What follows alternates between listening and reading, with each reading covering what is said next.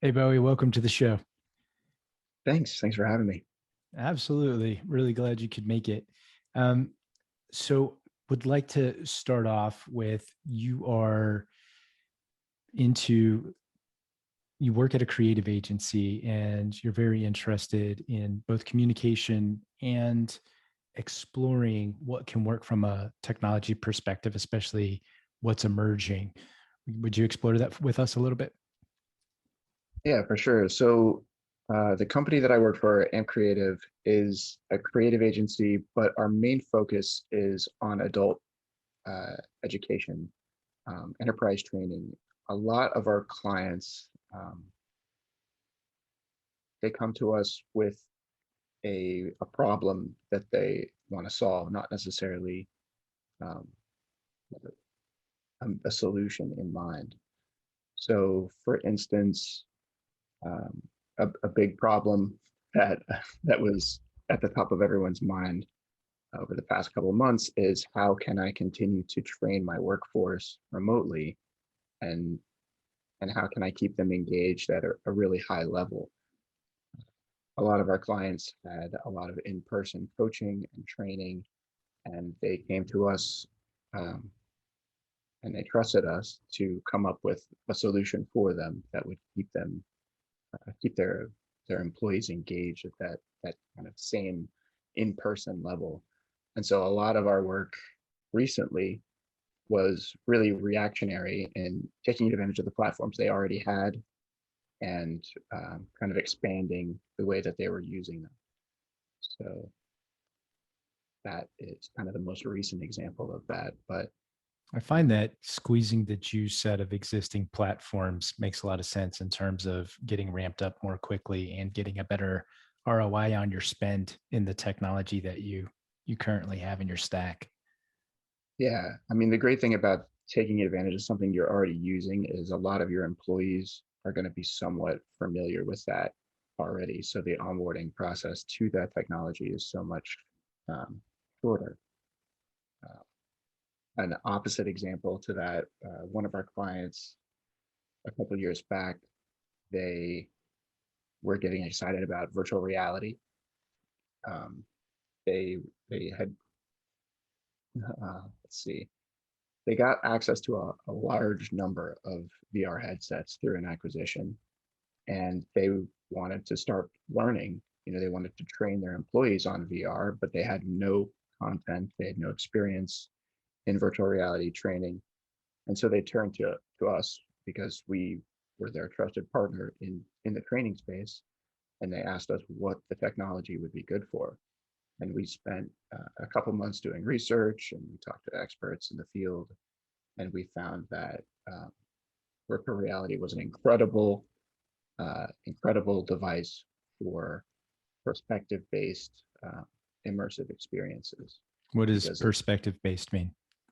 perspective is kind of like a walk in my shoes type of experience where you are transported into someone else's point of view. Um, and so we took our expertise that we had from our filmmaking, video production background, and our powers in storytelling, basically narrative film, and created an immersive video experience, uh, an immersive video virtual reality experience that allowed a person to be transported into the perspective of someone else as they experience bias in the workplace. And then we use that experience as a starting point for meaningful conversation. And so it was part of an in-person small group uh, facilitator-led experience where everyone came into a classroom. They were given some context. They put on a VR headset and they experienced things through the eyes and ears of someone as they experience bias. You can hear that person's internal thoughts and dialogue. And then they That's came cool. out of the headset, and that was kind of the starting point for a meaningful conversation around that bias in particular. Um, and the facilitators found that running these workshops, they were able to get people to a point of meaningful conversation about either the experience they had just seen or their own personal experiences way faster than traditional video or traditional methods. So the facilitators were normally, they were used to running workshops for several days, and kind of on the third day, after hours and hours of intense workshopping, they were seeing people open up and start to tell these types of personal stories. Whereas after coming out of the goggles and being kind of immersed in someone else's story, they were seeing people brought to a place of open communication so much quicker, um, than the other method, I guess.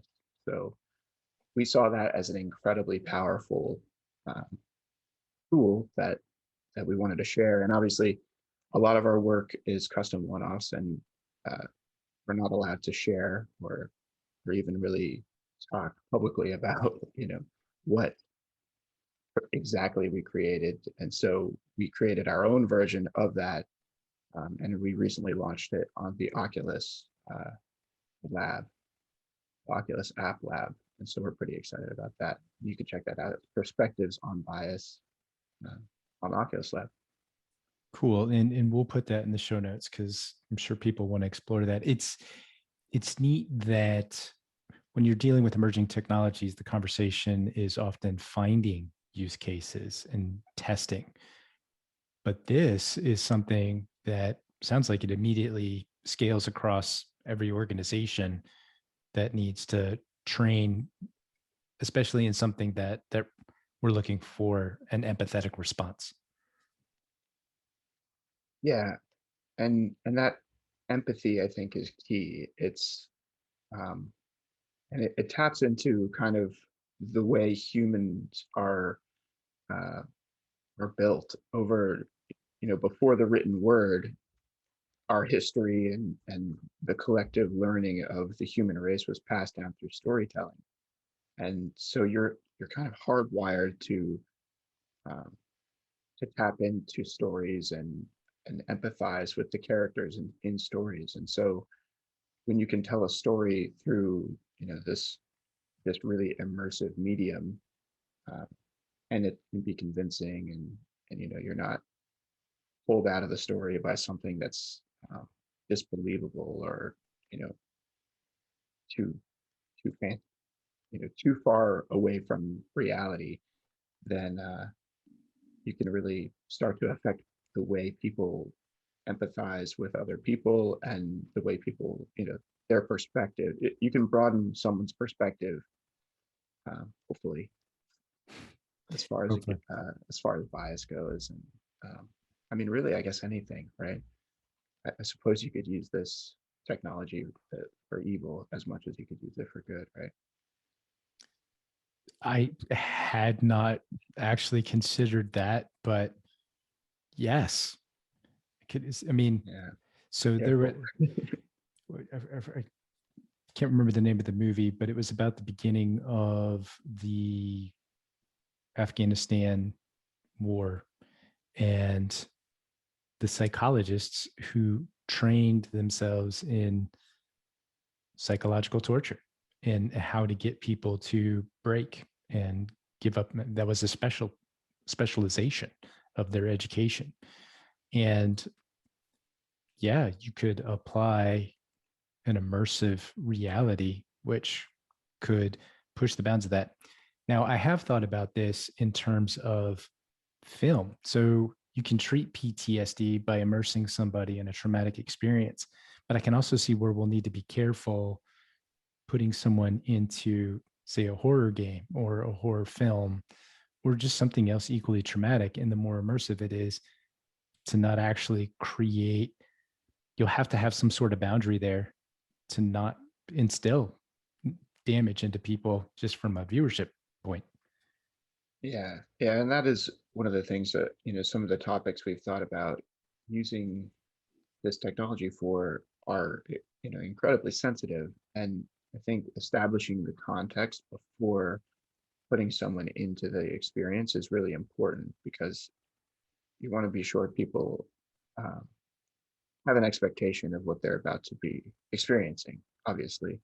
Um, and sometimes some of the people that have experienced our perspectives on bias, um, have have come out of the headset, or pulled the headset off mid experience, even because it was um, too intense for them. And it's not that it's not emotion.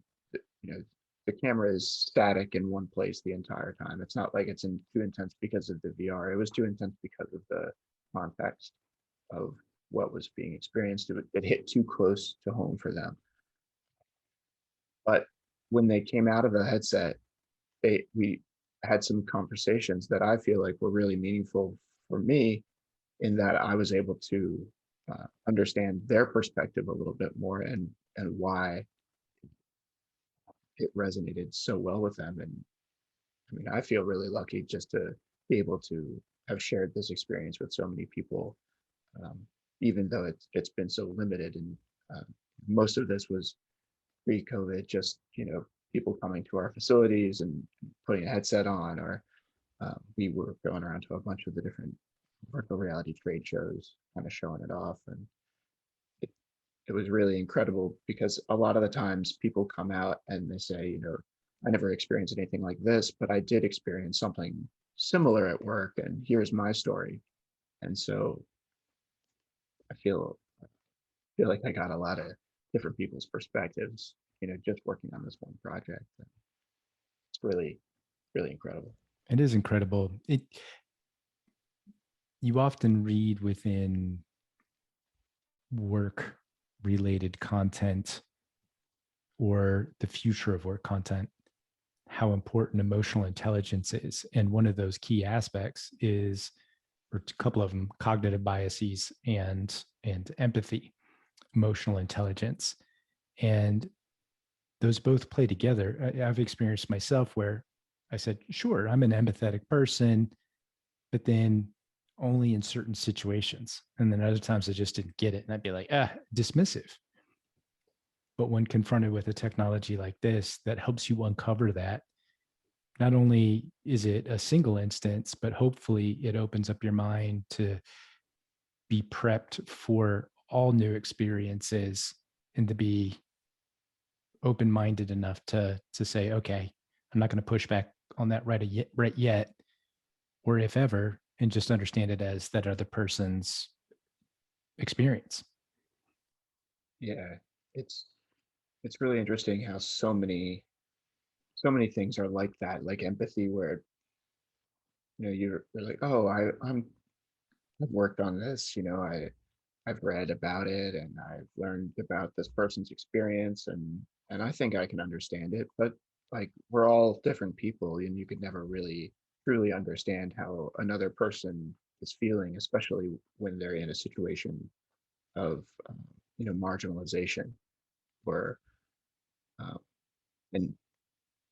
and so it's like a spectrum of having the appreciation for someone else, and having the appreciation that you are not that person. There's so many. You can't just not be, or be. It's it's and everyone is so different that you can only really appreciate and be respectful of, right? It's like, you can't just be racist or not racist. You have to acknowledge that you are, it's some capacity, and that is all you can do to move forward, I guess, right? I'm hoping, in addition, the current conversation, one of the coolest things to come out of COVID and spending so much screen time is the elevation of voices. And the first expression of that was anger, right? Notice us because of anger. It's damaging, it's hurtful. But with empathy on all sides, that the conversation can be healing, growth oriented, improving society as a whole, mitigating a lot of the anger, which it's a justified emotion, but taken to extremes, as with anything, damaging and unhelpful. And so if we have, so for me, I'm Cuban, I've had police be racist against me. I've had other Latinos be racist against me. I've had white people be racist against me. But also being half white, that the white male right now, there's a lot of negative emotion. So it doesn't matter what side of my race I'm experiencing, there's somebody angry at me. And a lot of people deal with that, or just because you're a woman, just because you're black. And so I can't understand what it's like to be a woman. I can't understand what it's like to be black. I can empathize. But if we can pull in a healthier dialogue in general through these immersive experiences, I think that there would be world shaking. So that's where it circles back to communication, having an open conversation with someone who's either like you or not like you, and those open conversations, that communication, those stories that you tell are what build the bonds or build the, the connections in your brain that allow you to be less racist, more empathetic, regardless of how you feel about um, other people. Um, those types of conversations and voices are what need to be heard, at least in my opinion, or at least that's what all of the experts seem to say that I've talked to about empathy and bias and perspective taking. It's, you know, have those open conversations, those really difficult conversations about really hard topics because they're uncomfortable. That's what makes the world better. I agreed. Still harping on the forgiveness aspect. So, and this has been a repeated theme when talking about having an inclusion of a multitude of voices. And I mean, just Western culture, democracy, that's kind of the concept, right? Everybody gets a voice. And to open that up, and if we decide to change, because it does have to be a choice, then we, if I'm choosing to go, okay, so here was past behavior, here's current behavior, and I now have this experience talking to all of these people. Here's a common way that we can be together that's different from how I exist now. It's counterproductive to beat myself up or to beat anyone else up for having been, and just accept the new transition and do it together, because we're all learning the process. It's new. Yeah, yeah. The past is the past. You know what you did when you were a dumb kid is not who you are now, right? I mean, For it's sure. who you were perhaps, and you can feel remorse perhaps, right? And there's nothing wrong with that, but there's no, yeah, there's no reason to yeah, beat yourself up about things, and especially like holding belief systems that just don't make sense in today's, you know, just because their tradition is, I mean, it's time to innovate, right? It is. It is. It always. I mean, it's the evolution of culture. Static doesn't work. It never has worked for humanity. It is Yeah. impossible. We grow and influence each other. Based on this conversation, I'm curious to ask you. So, I was on the phone with my stepfather, and I said, I get how you grew up in a particular way, and you were, society told you to be, this is how you act as a man, this is how you act as a white person, this life. And so you do those things and society rewards you, but then society pivots and you're being minimized, and now you're reaching the end of your time possibly, or your, at least your later years, and you're told that the majority of what you built yourself up to be as correct is now wrong. Are you seeing that situation? And if so, like, based on our conversation, what are your thoughts? So I mean, yeah, there's definitely a huge societal shift, especially in the older generation. I'm thinking of like my grandfather, who was as pretty much as white as they come. He was a Dallas police officer in the 70s, and basically the way that he worded it, he's like, I was a police officer until they took all the fun out of it. Got it. Yeah. And he never struck me as a racist person at all. He actually he grew up in the North, and then he moved to Texas in like his college years because he got such a kick out of like the Southerners, like, and they of him. He was like, oh, we've got a Yankee on the force. That's he would always talk about his police chief, like, oh, we like hired a Yankee, we got one, like, uh, That's their but diversity. That was diversity yeah, for them. Yeah. exactly, yeah, like maybe an Italian, like Right. Yeah. something like that. Ooh,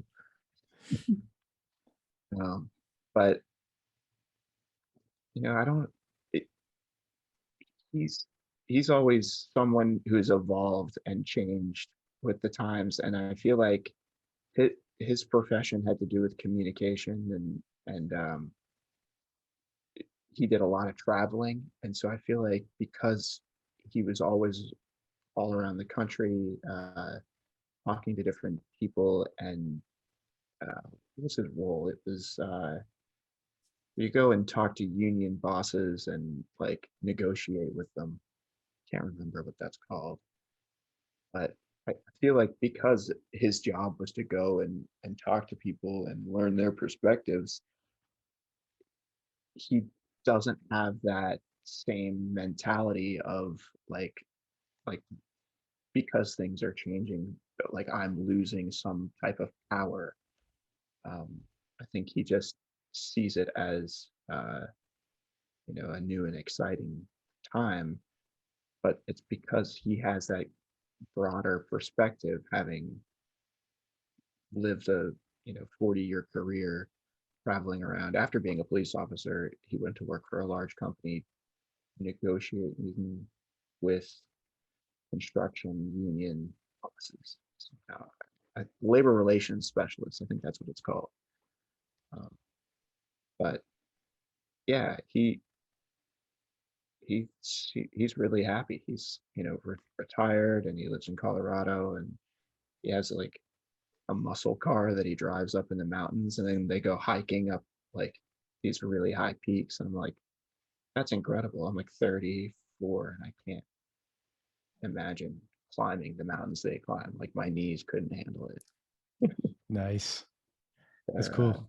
they're incredible. I hope I can live up to their standards when I'm With the when developing the software that you have for this use case, how what kind of feedback did you get about playing an internal dialogue for the users? that. That's something we actually did do a little bit of testing initially.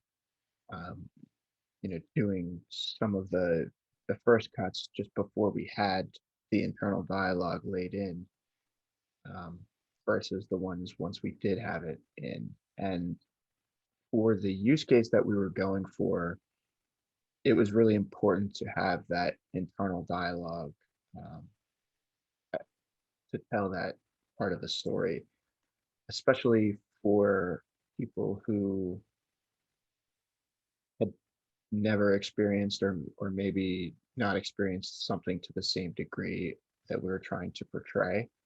Um, it definitely makes it a lot easier from a storyteller's perspective, when you're trying to put someone in someone else's shoes, and you can direct that kind of internal dialogue so precisely, um, because sometimes it's not always clear how someone might feel when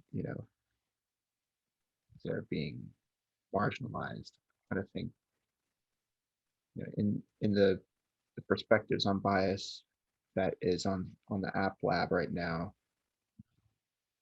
It tells the story of a Latina woman, a young Latina woman in the tech industry, uh, you know, sitting down in a important meeting and trying to get her point across, something that, a project she's worked really hard on, and the people in the meeting are kind of just brushing her off and talking over her. And without that internal dialogue, I think, especially for me, it would have been a little difficult being a white male who would have just, you know, talked over the other white male who was talking, I don't know. It would have been difficult for me to understand her perspective without that internal dialogue. Having gone through that experience, what do you see as the difference between if you were to talk over a guy versus a woman? There's a couple of nonverbals that you get to see that as a male I've never seen, and as a uh, talking to many women coming out of the headset, they not, you know, perhaps not quite as blatant as it is in the thing, but um, they have all identified with that type of communication. So from that type, there's a nonverbal cue basically where From you when or from the from the white male who's talking over, um, and for me, it's really like it's a little shocking, like mm-hmm. because I've never experienced, even not. I mean, I guess maybe as a kid, when you're like mom, mom, mom, and like your mom's like, be quiet, like I'm talking to an adult here, that type of thing. But to see Children are that to be from seen and not heard. That's why I've heard that exactly, a lot. exactly. So like, but to see that from someone who's supposed to be, a peer in a working environment is, Okay, yeah, an equal. yeah, is yeah, it's a jarring. I'm gonna definitely have to check this out. It sounds incredibly powerful. What what are some of the use cases you can talk about where you're also seeing benefit? So anecdotally, I can't mention any names, but I know one of so originally we deployed it as a small classroom type of um, engagement, but we've also done it in much larger workshops. So it's actually we've seen that it's incredibly scalable. And we did one workshop, and I think it had like 640 um, leaders from around their organization. They had all flew. This was a pre-COVID engagement. They all came together in a big workshop led by a single facilitator who was an expert in the field. And then we had groups of 9, each with their own kind of a technician that was in charge of maintaining those 9 headsets and making sure everyone got them on properly and was properly fitted. Um, and and so we had a really really successful 600 and like a huge number of leaders go through this workshop together, and everyone came out and had that incredible experience of like immediately diving into these small group discussions in their little pods of 9, um, about what they just experienced, about their personal experiences, um, and that was a really incredible experience for that facilitator. That was the big like game changer for that person, where they were like, oh, I like don't ever want to use traditional video, and we could put people through this type of an experience. So So the efficacy of the training seems to be outsized when leveraging an immersive technology like VR as opposed to traditional methods. yeah, and it's not a band-aid across the board. I'm not going to say like every single person learns better in VR, but for this use case in particular, where being immersed in an experience can make it that much more impactful. I feel like it makes a lot of sense to take advantage of the strength where, the strength of the technology.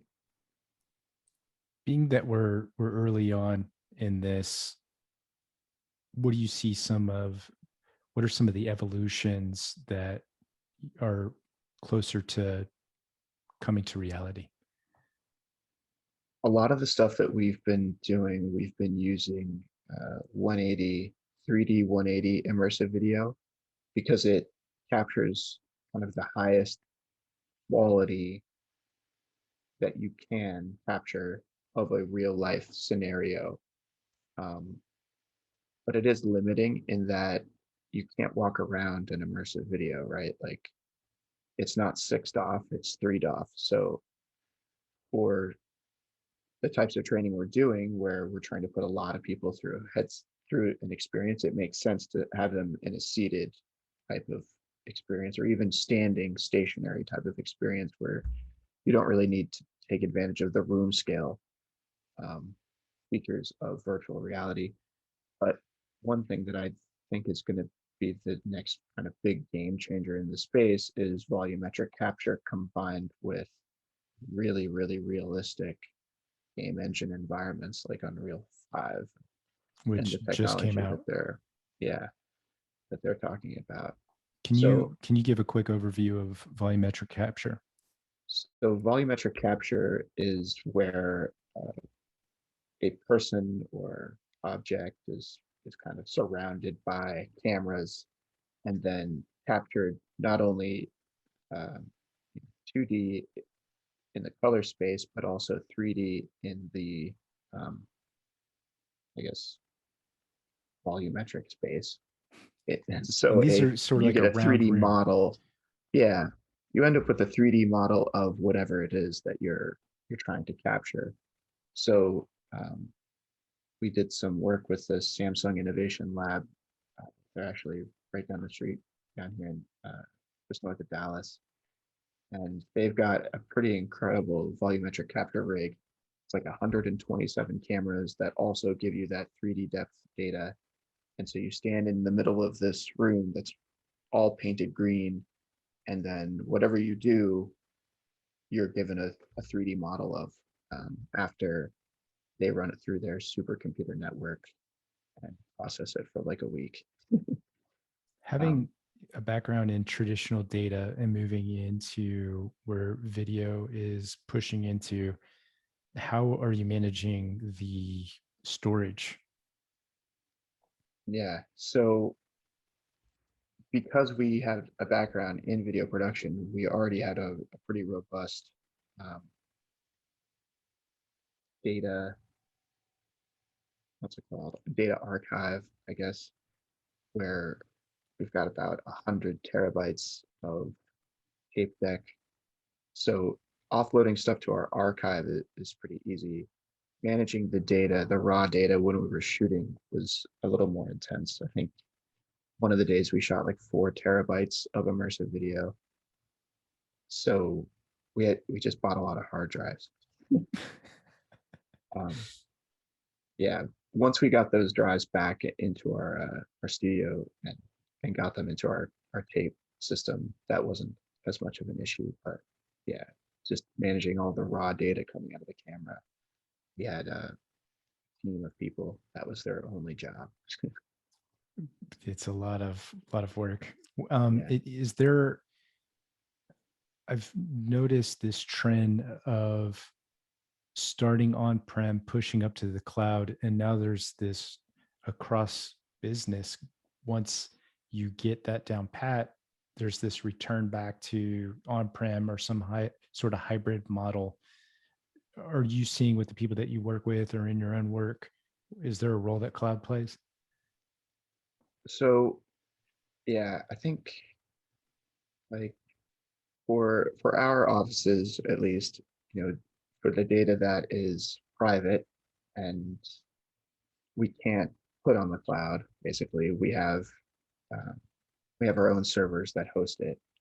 Everything else, you know, especially in this remote world, is we're using SharePoint or some type of cloud-based service so that if a computer were to go down, everything is backed up, and it just makes sense. Like, why worry about that level of security or that level of loss when you have these incredible networks out there? And it kind of seems like everything is going that direction of processing something in the data center and then streaming the result to the end user, like a terminal. Um, and I don't see why not. It makes sense. It's more efficient to do it that way. So I could see that being a major trend, especially as wearables become more and more uh, feature rich, I'll say. What are you thinking about there? What is that? What are you seeing some of the advantages? Well, I don't know. Do you wear a smartwatch?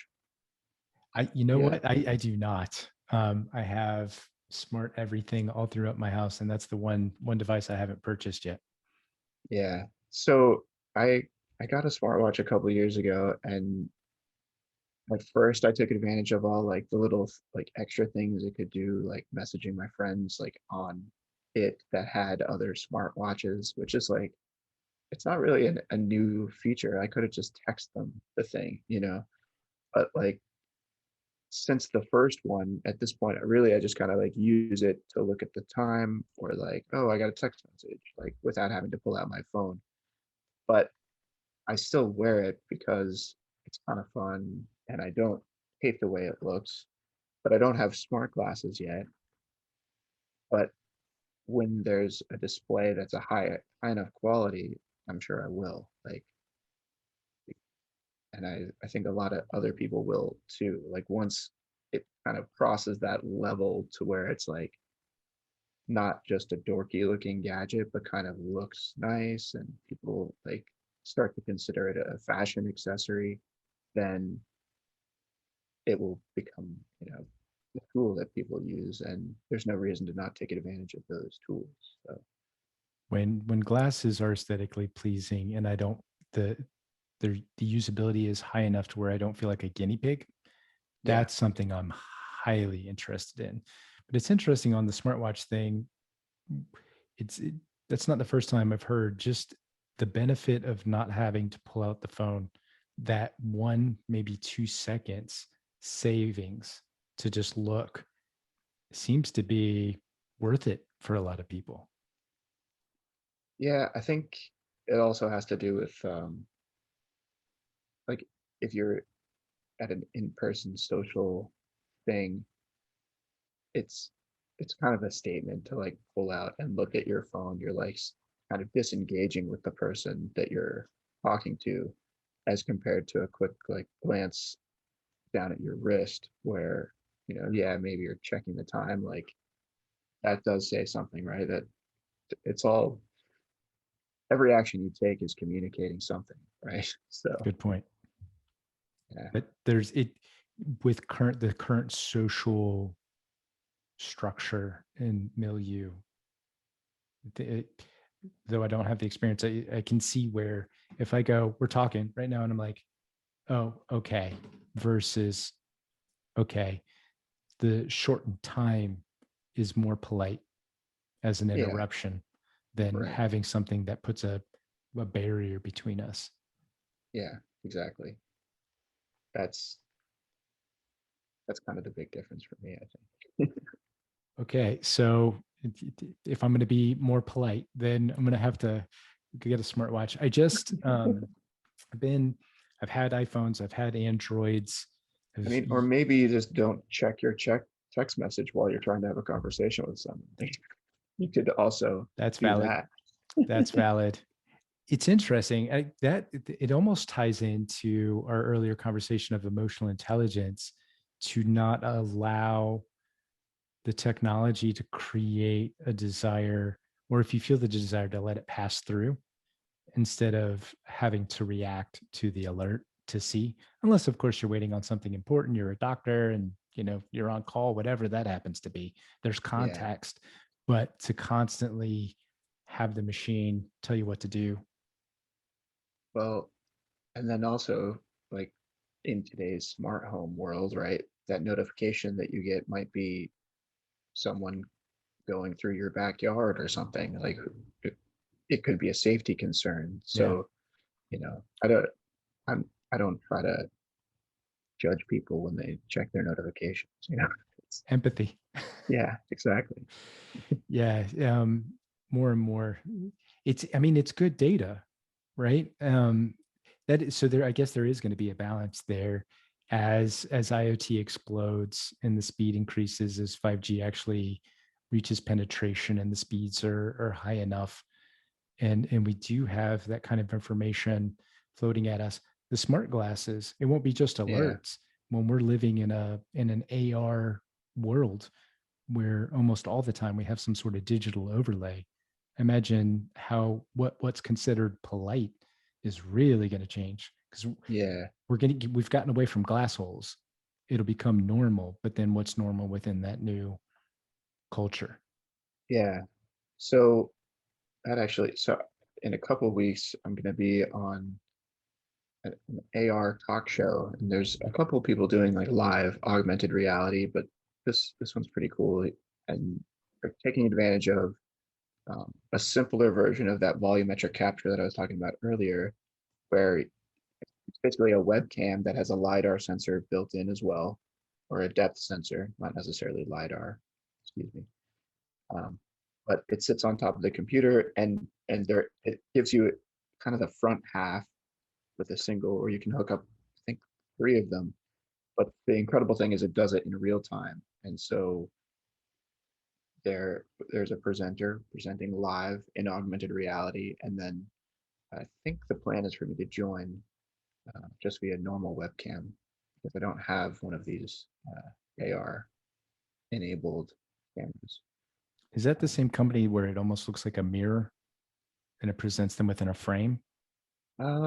So that is what it would look like if you were looking at it on their frame device. But no, it's a different company that makes I think the camera is made by Microsoft, actually. It's like a Connect camera. Okay, cool. Yeah. What's if you can share, plug the show. Yeah. What's the Yeah. show? Yeah. I think it's called Blink Soul. Yeah. Blink Soul Talk Live. Blink. It's like BLINXL, Blink Soul. Blink Soul Talk Live. And it's an AR talk show. So I'm going to be on it in a couple weeks. I'm pretty excited to check it out. Cool. We'll throw that up on the screen as well. On your LinkedIn profile, it talks about you being the go-to person to see if something technically is going to work. What explain your interest there, the value of going through and figuring things out. Yeah, for sure. So um, a lot of the times, like I said, our clients will come to us with a problem and not necessarily know what the solution is. And so then sometimes my job will be to find a solution that really applies well to that problem and test it thoroughly. So that's pretty exciting because sometimes it involves experimenting with augmented reality, virtual reality, uh, streaming solutions. One project we worked on a couple of years back was for Sunkist. They came to us to create the media for an advertisement that they were creating for Times Square, and that was pretty cool because they wanted uh, soda to be poured on one side of a building and then have the stream kind of wrap around and then land in a glass on the other side. And That so, sounds cool. yeah, it was a lot of fun to kind of work on and try to get the proportions right so that no matter where you were seeing the building from, it looked right. Uh, and also working out the mechanics of how to make a can in the studio that we were trying to capture. Just pour soda continuously into a glass that never got full. That was like uh, kind of got a bunch of tubing, experience with aquarium tubing in that one. Fun. It, random story. I was watching a um, comedy show where just you trick people, and I think they actually had this as part of an experiment as well, where it was a bunch of people eating soup, but on one person they had piping where the soup never ended, and the person just kept eating soup and eating soup. It was pretty impressive from a Uh, mental perspective, right? yeah, How we can trick the brain. I I don't know what I would do if my soup bowl was just never ending.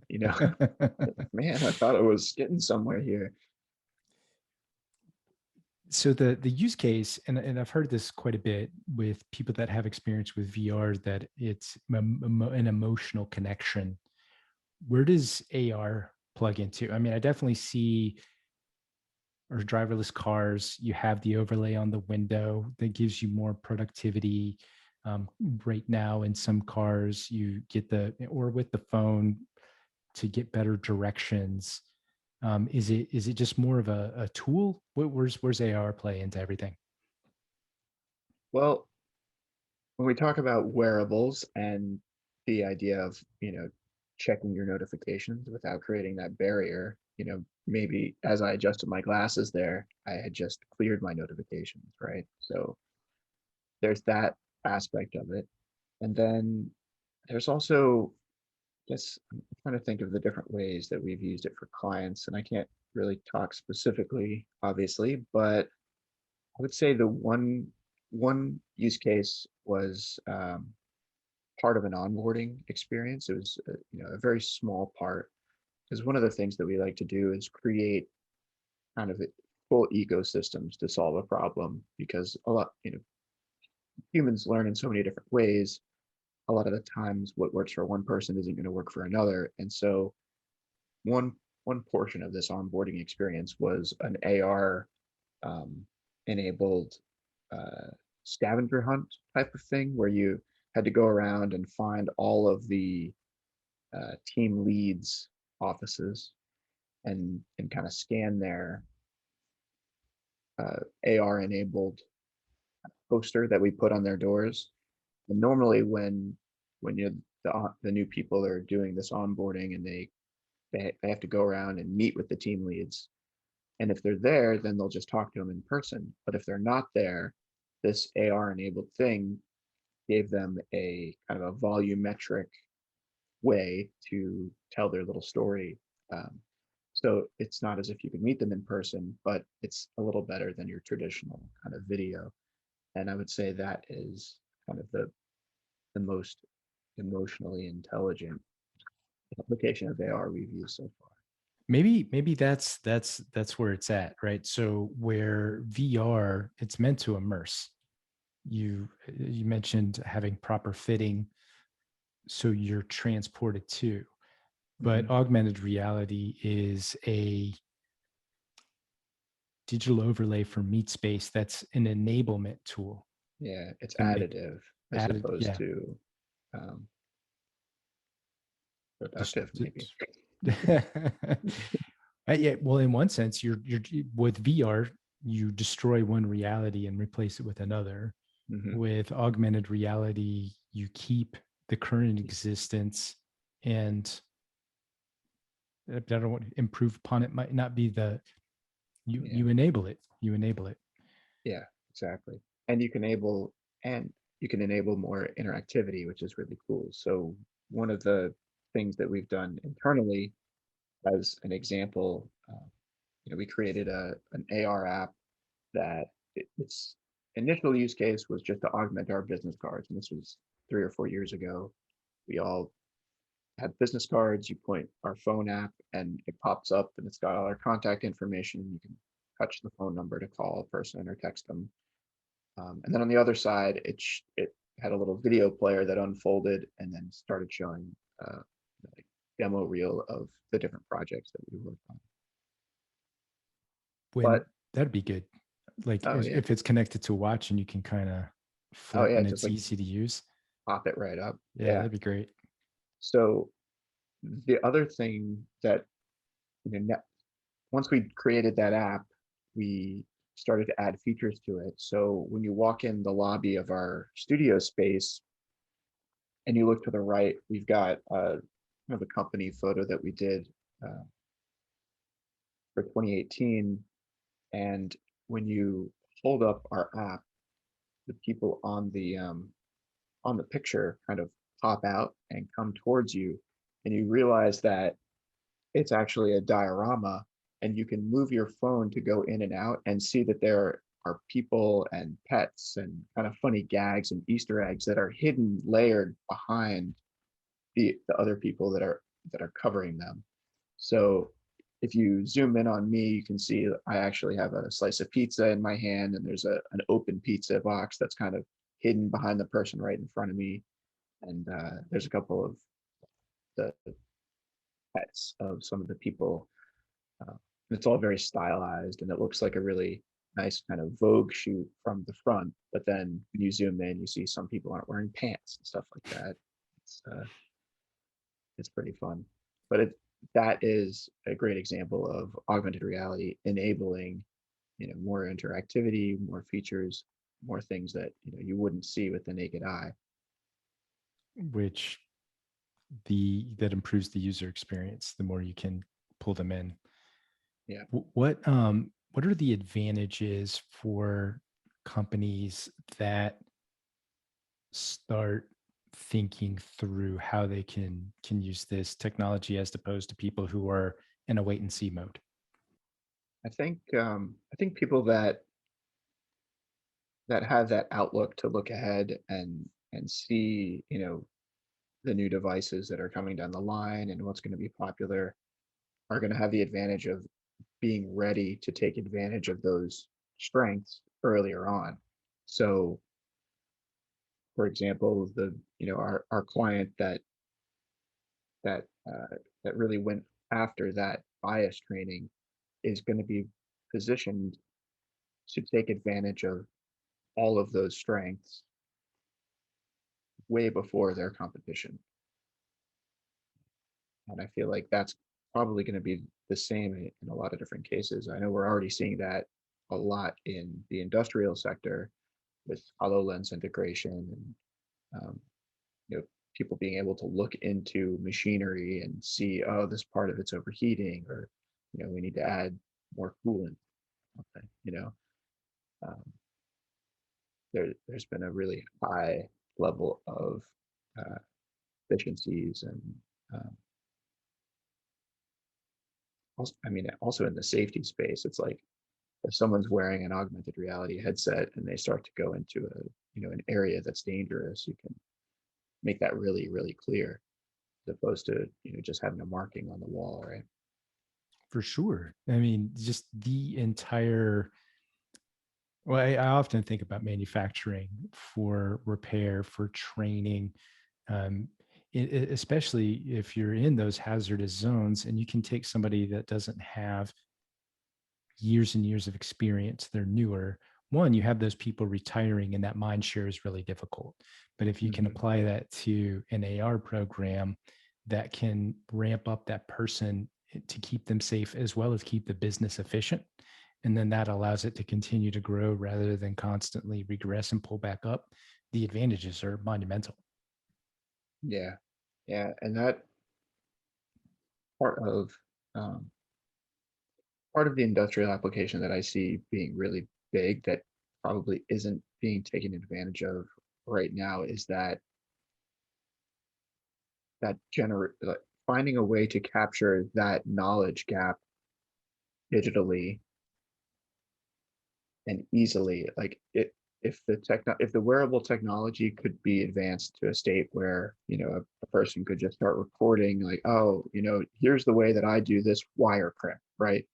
And they do the wire crimp and then do the install, and then they save that. And if that action could be recorded in really high quality 3D, so that generations from now someone can watch that playback, I feel like that could be a huge uh, game changer in the because all of the industrial people that I talk to are, they're that's their biggest thing is new talent. It doesn't have the experience of old talent, and old talent isn't transferring it to new talent. Yes. So I don't know how to solve that other than to make it easier to capture that knowledge. And even outside of the immediate application from a historical perspective, I don't know if it's been solved for, but the last time I was reading about it, we didn't understand how ancient Egypt, we didn't understand how they put together some of their colors, and we didn't understand their mummification process. But what happens? So fast forward 10,000 more years of humanity, and being able to capture all of that history and how things were done, or having the opportunity to revisit and really understand from the past what you can apply at that future present, that's mind blowing as well. Yeah, and that actually it reminds me of a project that we um, actually I think yeah later on today I'm going to be going to load up some VR headsets. We worked on a project with just a local train museum to document their rail car. They've got this old electric rail car that was used in the 1800s. Um, it ran on electricity, ironically, and serviced the North Texas area. And the rail car itself, uh, being that it was built in the 1800s, is not wheelchair compliant, unfortunately. And so they wanted to document it and create a virtual reality experience that would allow any users who were unable to physically get into the rail car to experience it from the inside. And so we were really excited about it because it gave us the opportunity to capture that little piece of Texas history and kind of tell the stories that some of the historical society had in a virtual space that is now digital and can be experienced anywhere by anyone and can go on to you know be an experience for a long time, hopefully. That's a loop back to the beginning of our conversation where inclusivity has become good business, Yeah, for right? sure. The more people that you can pull in and capture their attention, and they have a great experience with you, that's just a win all the way around. And by Yeah, not for leaving sure. people out, you win. Yeah, yeah. One of the things that we're a women-owned business, and one of the things we're doing on our studio side, I think it's happening on Saturday. We have got a program that we're working with Women in Film Dallas. They're bringing in some people. There's a uh, in film production, there's a position that's traditionally called best boy electric, which is kind of sexist. But we're having an event called Best Gal Electric, and it's sponsored by Women in Film Dallas and Amp Studios, and we're just uh, bringing in a bunch of people and showing them the ins and outs of uh, how to be an electrician in on a film set. And so we've got a bunch of production equipment and a bunch of really nice lighting gear, and we're just going to show everyone how to use it and try to expand that knowledge for the local community. So pretty excited about that event on Saturday. That cycle of language is interesting. When I went through university, we had a guest lecturer, and she asked the students if girl was a bad word. And I was like, no, we use it all the time.